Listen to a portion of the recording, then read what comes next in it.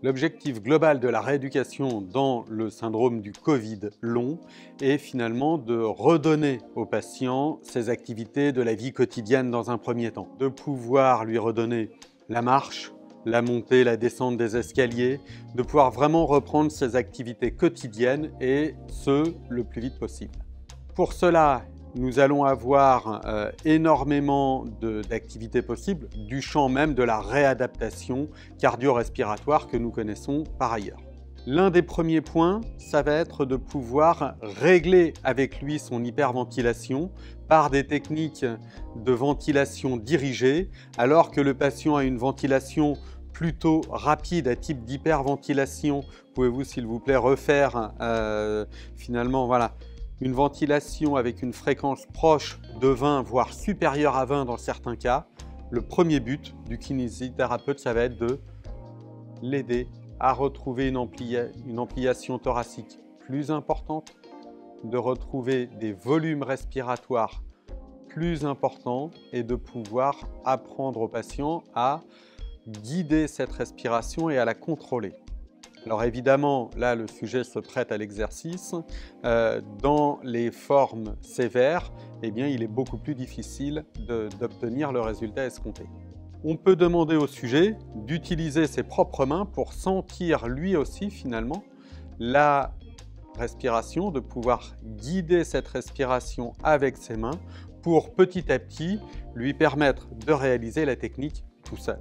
Avant de vouloir passer à la rééducation à l'effort, il faut être sûr et s'assurer que la rééducation de l'hyperventilation, que le réglage de l'hyperventilation est à peu près réalisé. Une fois que ceci est fait, alors nous pouvons passer à la rééducation à l'effort.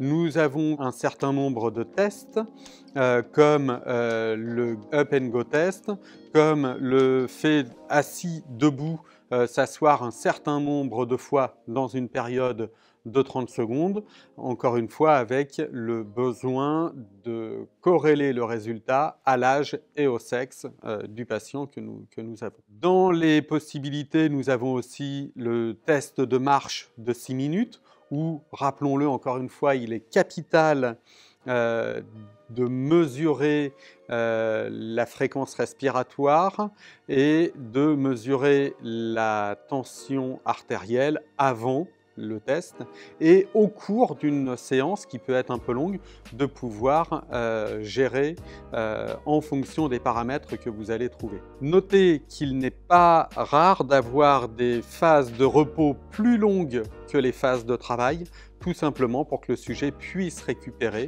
et du coup arrive à gagner progressivement, mais tout en gérant des phases de repos suffisantes. Évidemment, ensuite, nous pouvons avoir énormément d'autres activités comme du vélo, le tapis de marche. En tout cas, tout est possible pour le kinésithérapeute libéral ou tout simplement de pouvoir faire marcher son patient dans la rue ou parfois dans un grand couloir d'immeuble là où vous pouvez éventuellement travailler. Précisons qu'il y a un certain nombre de tests qui évaluent aussi les fonctions cognitives du patient et nous savons que certaines formes de Covid peuvent malgré tout toucher certaines fonctions cognitives ou aussi parfois des tests pour évaluer la préhension et la force de préhension au niveau de la main, certains patients ayant des formes neuropathiques ou neuromusculaires qui méritent d'y prêter attention.